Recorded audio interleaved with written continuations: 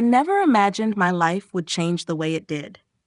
My name is Emma Cole, and I'm a 28-year-old social worker working at a community shelter in the heart of the city. I've always found fulfillment in helping others, even when the work is demanding and the days feel endless. But nothing could have prepared me for the assignment that would alter everything I thought I knew about myself, my career, and the world around me. It all began when I was assigned to care for Arthur Blackwood, a 72-year-old billionaire who lived in a mansion on a hill that seemed to overlook the entire city. His family had abandoned him years ago, leaving him to live alone with only a small group of staff members. The private agency I worked for had reluctantly taken on the job, knowing that Arthur had gone through dozens of caregivers in the past year alone. He was known for being difficult, demanding, stubborn, and, frankly, impossible to please. But when the agency promised a hefty paycheck for the assignment, I knew it was a challenge I could handle.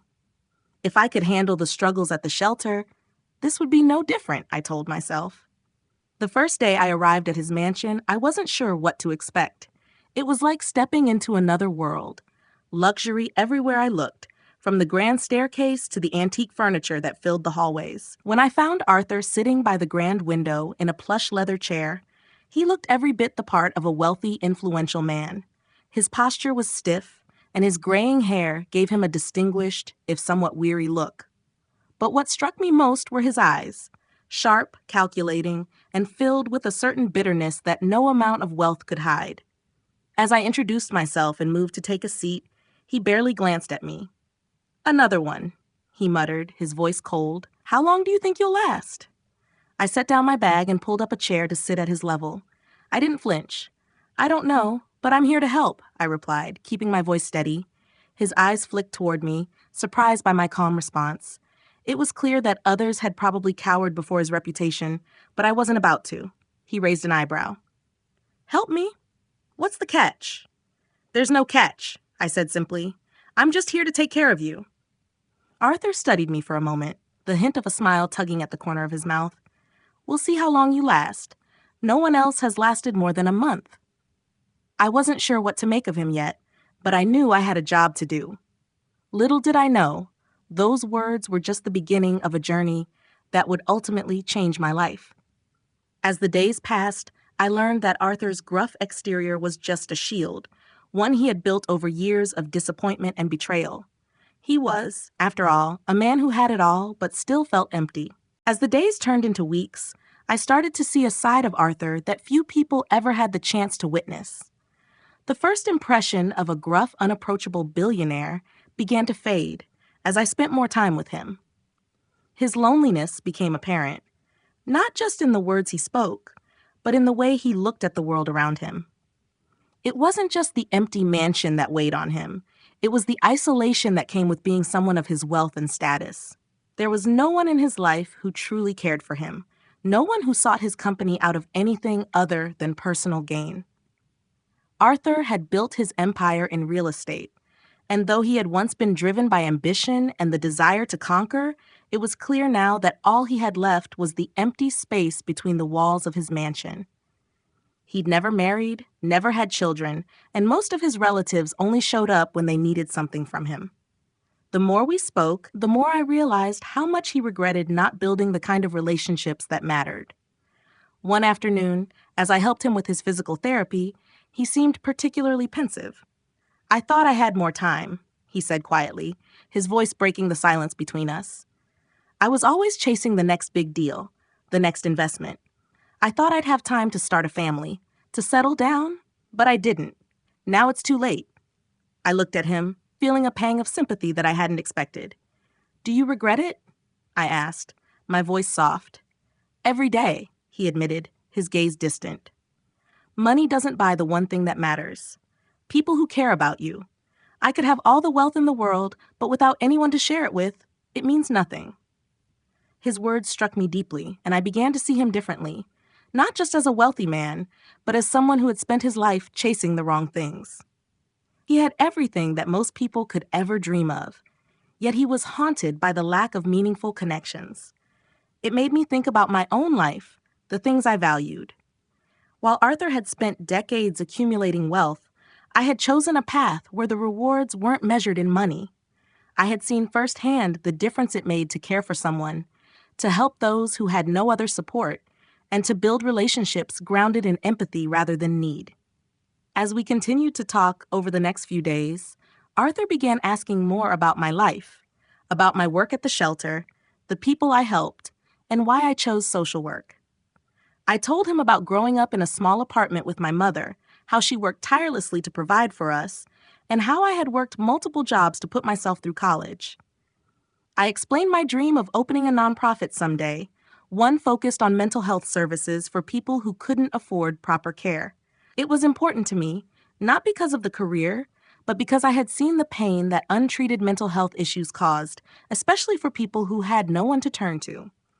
Arthur listened intently, his usual sharpness replaced by something softer, as if he was seeing the world in a new way. "You come from humble beginnings," he said one afternoon as we sat by the window, "but you seem happy." I smiled, though it felt bittersweet. "I have enough. I'm doing what I love, and I'm surrounded by people who care about me. That's more than I could ask for." Arthur was quiet for a moment, his eyes reflecting a mix of envy and admiration. "I never had that," he said softly. "I spent so much time trying to build an empire, but I never stopped to build relationships." I didn't have all the answers for him, but I knew one thing: he wasn't beyond redemption.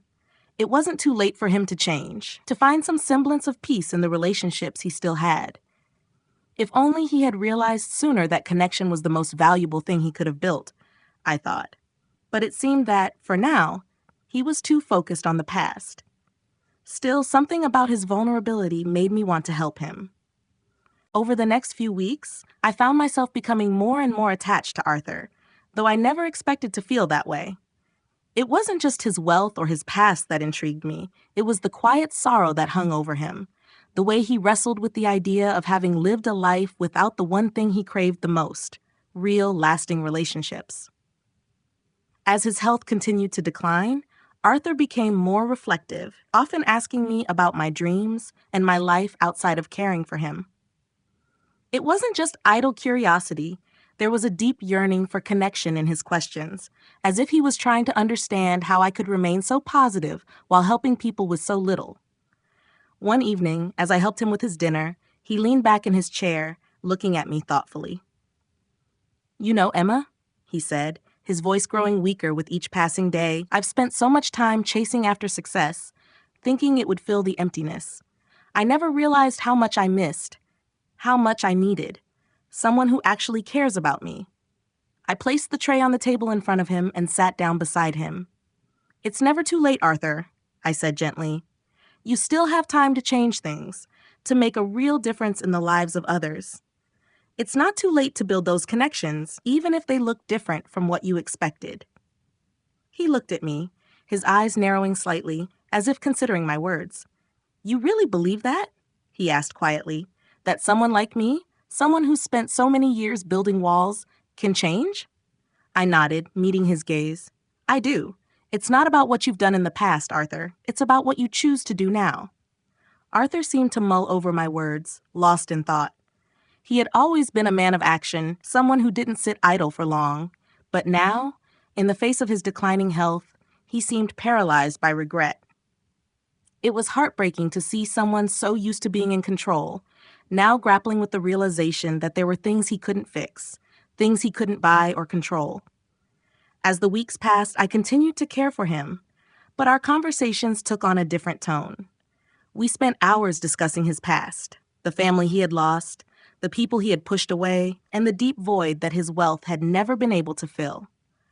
Arthur had always been a man who valued power, control, and wealth, but now he seemed to be grasping at something else: the desire to leave a legacy that mattered, one that would reflect more than just his financial success. One afternoon, as the sun filtered through the window and cast long shadows in the room, Arthur looked at me with a level of vulnerability I hadn't seen before. "I want to leave something behind, Emma," he said, his voice thick with emotion. "But it's not money. I want to leave something that truly matters, something that shows I wasn't just a man who collected wealth, but someone who understood what really counts." I nodded, understanding the weight of his words. You already have that, Arthur, I said softly. You've taught me that the greatest legacy isn't about what we leave behind in assets, but in the lives we touch, the way we make people feel seen, heard, and valued. That's what lasts. Arthur seemed to absorb my words, his tired eyes glistening with something resembling hope. It wasn't much, but for the first time, I saw a glimmer of something in him that had been missing for a long time, a desire to be more than just his wealth. It felt like the first step towards something real, something I wasn't sure he had ever fully believed was possible. As Arthur's health continued to deteriorate, his once sharp and commanding presence became increasingly fragile. I noticed it in the way he struggled to sit up on his own, the way his voice, once booming and confident, now trembled when he spoke. But despite the physical decline, there was a subtle shift in his demeanor, a softness in his eyes, a humility that hadn't been there before. I could tell he was still grappling with the idea that he couldn't control everything, that there were some things money couldn't fix. Yet, as his body weakened, his mind seemed clearer than ever, especially when it came to one thing, the regret that had haunted him for so long. One evening, after we'd finished his dinner and I was helping him back to his chair by the window, Arthur surprised me with a question that felt like a confession. "Emma," he said, his voice low and measured, "have you ever wondered if all of this," he waved his hand around the room, indicating the mansion, the wealth, the opulence, was worth it? All the years spent building an empire just to end up alone? I was taken aback, not expecting such a raw question. I thought about my own life for a moment. How different it had been, how much simpler, yet how much richer in relationships. I could see where his loneliness had come from. The wealth that surrounded him had been a fortress, but it also kept people away. I sat beside him and gently placed my hand on his. "I've never built an empire like yours, Arthur," I began, choosing my words carefully. "But I think the most valuable thing I've learned is that it's the people around you who make life worth living, not the things you own. Wealth can buy comfort, but it can't buy real connection. And in the end, it's those connections that truly matter." Arthur looked at me, as if processing my words, and for a long moment there was silence. The room was still, save for the sound of the wind outside and the occasional creak of the old house. Then, with a slow sigh, Arthur spoke again. "You're right," he said quietly. "I've spent so much time pushing people away, thinking that being alone was just part of the deal. I thought I could buy my way out of loneliness, but all I've done is dig myself deeper into it." I didn't know how to respond, but I nodded, giving him the space to continue. "I wish I could have been different," he added, his voice shaking slightly. "I wish I had spent more time on the things that really mattered. But now it's too late for me. All I have left is this." He gestured to the mansion, his fortune, and I don't know what to do with it. I could see the pain in his eyes. Despite the vast fortune he'd accumulated, he couldn't escape the truth he had spent most of his life avoiding. That all the money in the world couldn't replace the love and companionship he had missed. His life, in so many ways, felt incomplete. But in that moment, I saw something else, something I hadn't seen before. It wasn't too late for him, not yet.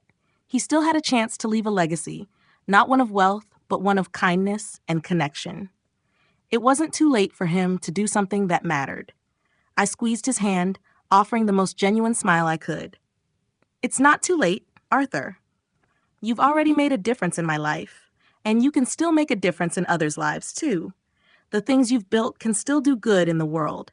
It's just a matter of how you choose to use them."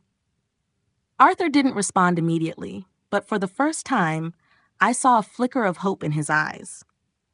He wasn't just thinking about what he'd lost anymore. He was thinking about what he could still give. And I believed that, deep down, he knew he had the power to change his story, even if just in the smallest way. A few days later, Arthur's condition took a turn for the worse. I could tell he was getting weaker, and each breath seemed to take more effort. The pain was becoming more pronounced, and though he tried to hide it behind his usual stoic demeanor, I could see the exhaustion in his eyes. It was hard for me to watch him decline so quickly, especially after everything we had talked about, the shifts in his perspective, the tiny glimmers of hope. But deep down, I knew that time was running out for him. One afternoon, as I sat by his side, he suddenly reached for my hand, his grip weaker than I remembered, but still firm enough to make me look up. He seemed determined to say something important, and I leaned in, making sure he could hear me. "Emma," he said softly, his voice strained, "I want you to promise me something." I nodded, my heart pounding. "Of course, Arthur. Anything." He paused for a moment, his eyes filled with a mix of vulnerability and resolve. "After I'm gone, use what I'm leaving you wisely. You've shown me what it means to care about people. You've made me see that I can still leave behind something more than just wealth. I don't want my money to go to people who only want it for the wrong reasons. I want it to go to someone who will make a difference, someone who understands what matters." My throat tightened. I didn't know how to respond, but I couldn't speak. His words were filled with so much emotion, so much hope for the future, even though he wouldn't be there to see it. He wanted me to carry on his legacy, but it wasn't just about the money. It was about the values he was finally beginning to understand. "I promise, Arthur," I whispered, squeezing his hand tightly. "I will use it to help others. I'll make sure your legacy means something. I'll make sure your fortune goes to making the world a better place." Arthur's face softened, and for the first time in weeks, he smiled, the kind of smile that reached his eyes, full of relief. "Thank you," he murmured. "I'm glad it's you." That night, Arthur fell asleep and never woke up. His passing wasn't sudden, but the finality of it hit me like a wave. I'd grown so attached to him, not just as a patient but as a person, and now he was gone. I was left with nothing but the promise I had made to him, a promise to carry forward his legacy, to take everything he had built and use it for good. The funeral was a small, intimate affair, just a handful of business associates and distant relatives. It wasn't the grand event I imagined for someone like Arthur, but in many ways it felt fitting. As I stood there watching his coffin being lowered into the ground, I realized that despite everything he had achieved, what he really wanted was to be remembered not for his wealth, but for his heart. A week later, I received a call from Arthur's lawyer, Jonathan Moore. He asked me to come to the reading of the will. I wasn't sure what to expect. I had never imagined I would be named in the will, but Arthur had always been full of surprises. When I arrived at Jonathan's office, I was met with a room full of relatives, all of them looking at me with suspicion. I felt like an outsider, not entirely sure of my place in the room, but Jonathan asked me to stay, his words firm and final. As the will was read, I heard the lawyer mention names I didn't recognize, distant cousins and associates. But then, when the bulk of the estate was revealed, the room fell silent. Jonathan looked directly at me and said, "I, Arthur James Blackwood, leave my entire estate to Emma Cole." The words hit me like a punch in the gut. I couldn't breathe. Arthur had left me everything. The mansion, the fortune, the investments, everything. I was stunned, not just by the sheer amount, but by the trust Arthur had placed in me. I wasn't just his caregiver. I was his heir. And now it was up to me to make good on the promise I had made. The days after the reading of the will were a blur.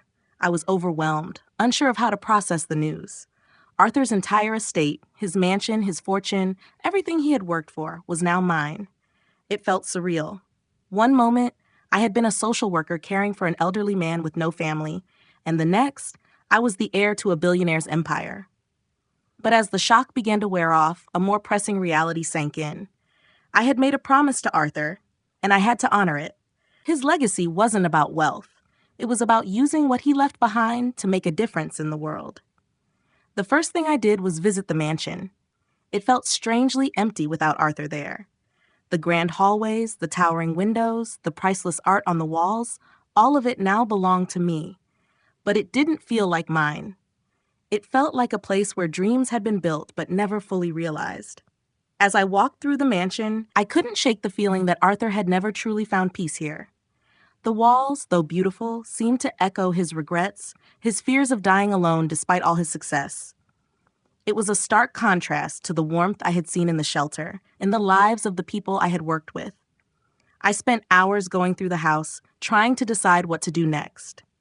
I could sell everything, live a life of luxury, and never have to work again. It would be easy, and honestly, it was tempting. But then I thought about Arthur, and how he had asked me to do something meaningful with his wealth. He wanted me to make a difference, to leave behind a legacy of compassion and care, not one built on materialism and greed. And I knew, deep down, that I couldn't waste this opportunity. It wasn't just about what I could do for myself. It was about what I could do for others. The idea came to me suddenly. What if I turned the mansion into something that could truly make a difference? A community health center, a place where people could receive the care they needed, especially for mental health. There were so many in our city who couldn't afford therapy or support services, and I had seen firsthand the toll it took on their lives. Arthur had wanted to leave a meaningful legacy, and I knew this was the perfect way to do that. I started making plans immediately.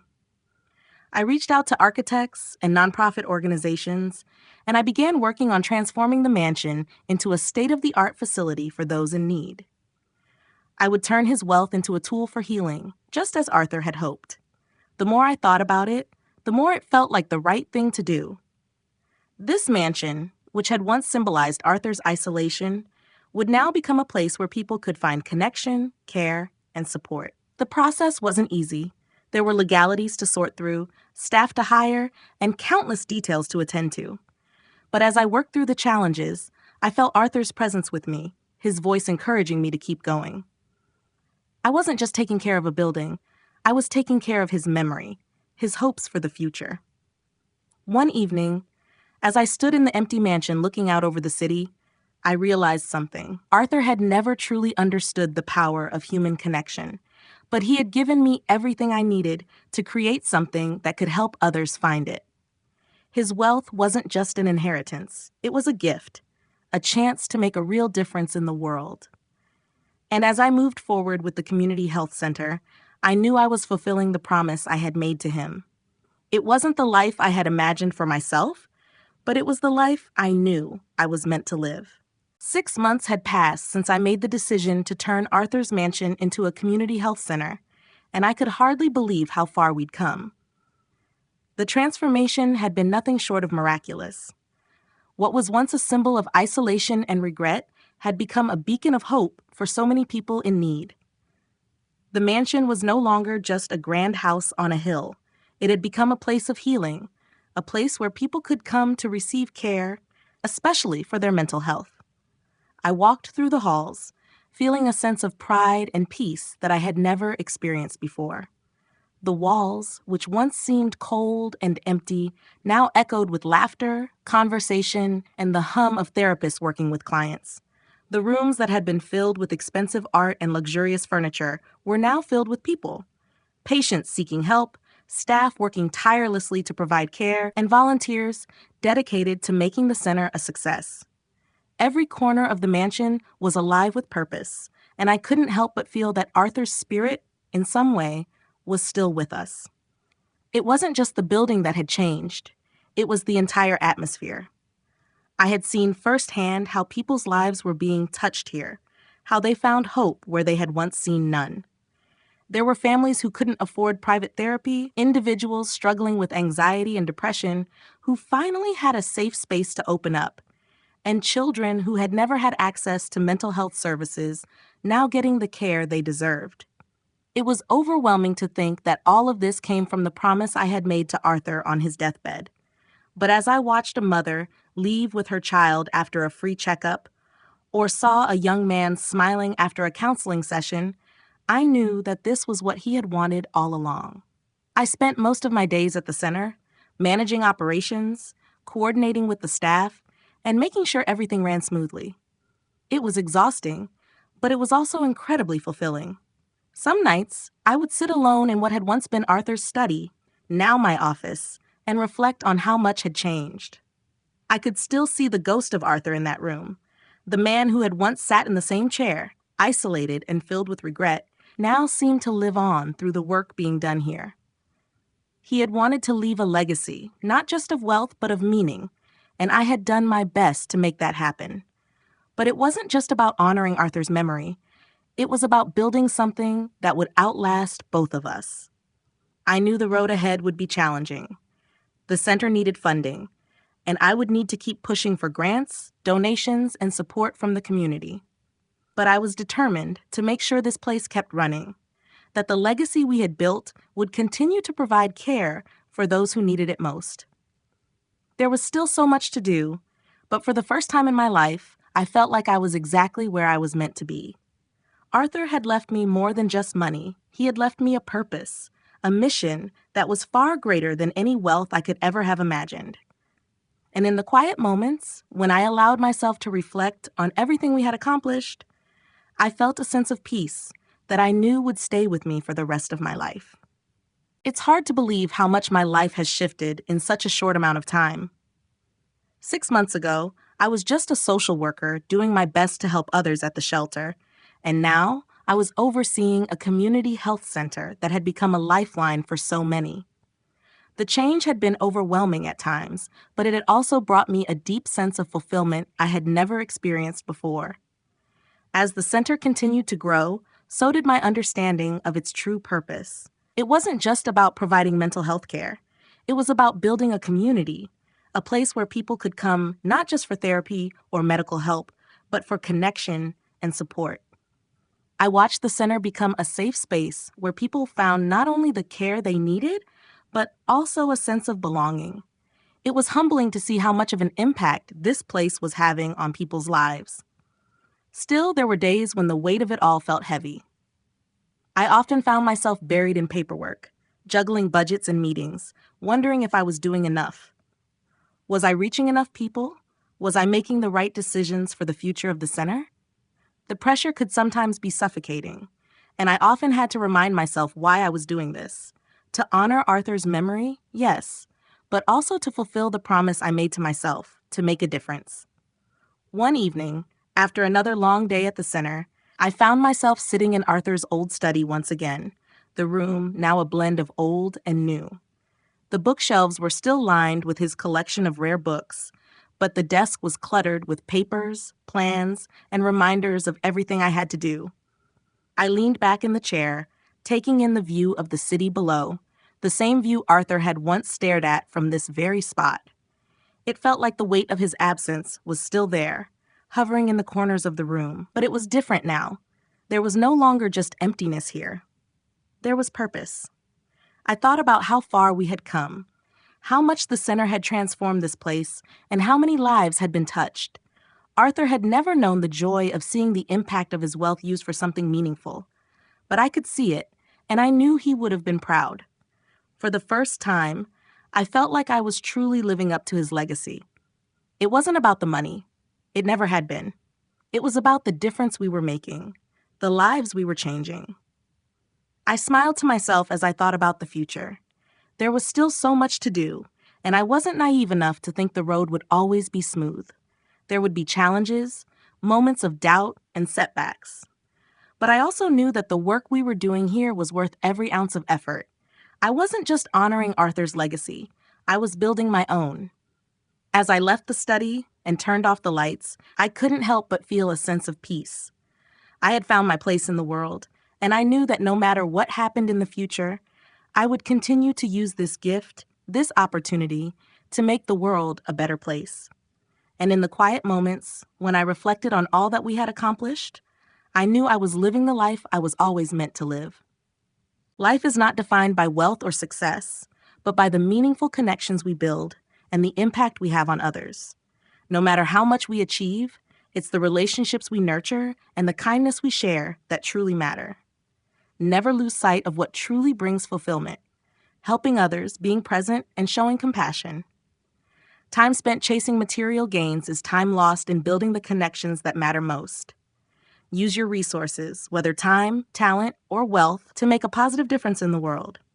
In the end, it's not what you have, but what you give that counts.